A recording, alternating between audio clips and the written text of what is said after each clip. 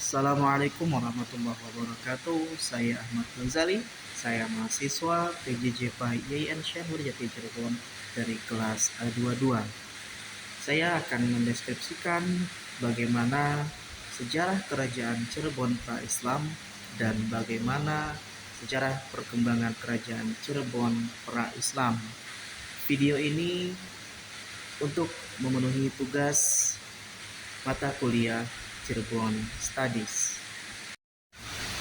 Sejarah kerajaan Cirebon pra-Islam. Sejarah Cirebon pra-Islam atau sebelum Islam dapat ditarik dari abad ke-3 sampai 4 Masehi. Cirebon menurut naskah negara Kertabumi pada masa ini merupakan bagian kekuasaan kerajaan Tarumanegara. Kala itu di Cirebon telah berdiri kerajaan Indraprastha di wilayah Sumber. Kerajaan tertua di Cirebon ini didirikan oleh Resi Sentanu, seorang resi Hindu pelarian India. Pada tahap selanjutnya, selepas runtuhnya kerajaan Indraprastha karena serangan kerajaan Medang atau Mataram kuno, di wilayah Cirebon telah berdiri beberapa kerajaan, di antaranya kerajaan Singapura, Mertasinga Gedung Jati, kerajaan Surantaka atau Kapetakan, kerajaan Japura atau Astana Japura. Ketiganya merupakan kerajaan bawahan Galuh dan Pajajaran. Sebelum berdirinya kekuasaan politik Islam di bawah kepemimpinan Sunan Gunung Jati, wilayah Cirebon dapat dikelompokkan atas dua daerah, yaitu daerah pesisir disebut dengan nama Cirebon Larang dan daerah pedalaman yang disebut Cirebon Girang. Cirebon Larang adalah sebuah daerah bernama Dukuh Pasembangan dan Cirebon Girang adalah Lemah Wungkuk. Dari Cirebon Larang atau Dukuh Pasembangan, Cirebon Larang mempunyai pelabuhan yang sudah ramai dan mempunyai mercusuar untuk memberi petunjuk tanda berlabuh kepada perahu-perahu layar yang singgah di pelabuhan yang disebut Muara Jati atau yang sekarang disebut dengan Alas Konda. Kebanyakan pedagang adalah pedagang Islam yang singgah dan menetap di Cirebon. Pedagang-pedagang yang menetap membangun daerah komunitas Islam di sekitar pelabuhan Muara Jati.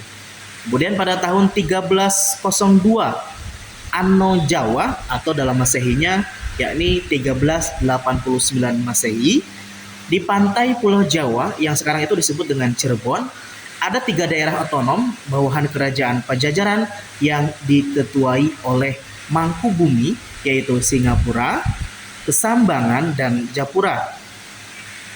Setiap daerah memiliki pemimpin sendiri. Singapura atau Mertasinga dikepalai oleh Mangkubumi Singapura.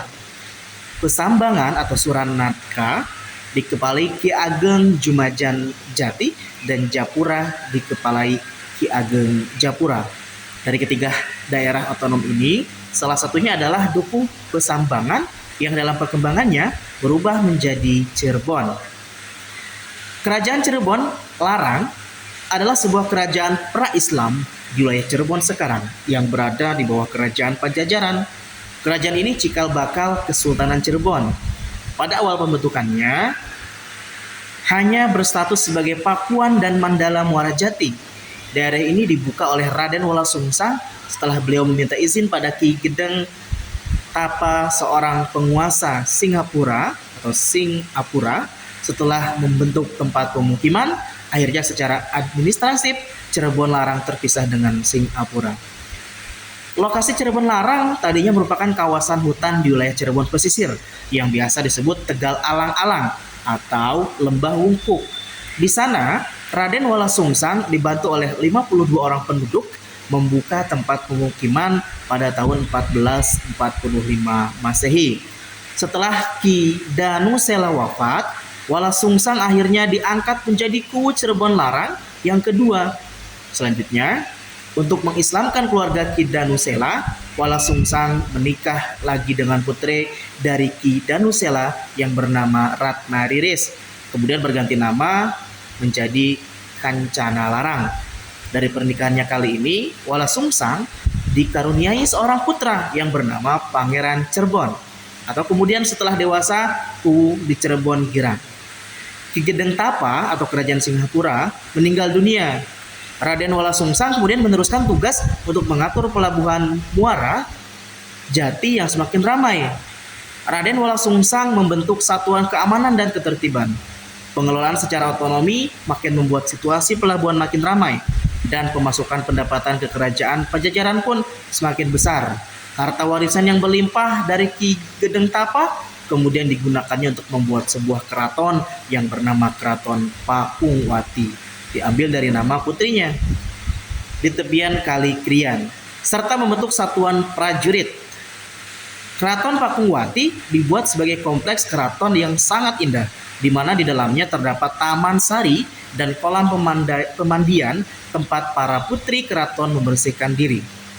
Wilayah Cirebon Larang telah lengkap untuk membentuk kerajaan, maka Prabu Jayadewata segera mengirimkan tugasnya atau utusannya yang bernama Jagabaya atau perwira angkatan perang Pajajaran, serta Raja Sengara, Kian Santang, adik bungsu Wala Sungsang, untuk menobatkan Raden Wala Sungsang sebagai raja daerah dengan gelar Tumenggung Sri Mangana Cakrabuana. Dengan demikian, maka mulai saat itu status Pakuan Cirebon Larang berubah menjadi kerajaan di bawah kekuasaan Pajajaran. Kemudian, bagaimana perkembangan kerajaan pra-Islam di Cirebon? Nah, masa pra-Islam. Sebelum datangnya Islam, Cirebon itu adalah bagian dari wilayah Kerajaan Tarumanegara yang terletak di sekitar kawasan Jawa Barat saat ini. Kerajaan ini merupakan salah satu kerajaan Hindu-Buddha pertama di Pulau Jawa pada abad ke-5. Cirebon sendiri merupakan salah satu daerah penting dalam kerajaan ini. Cirebon pra-Islam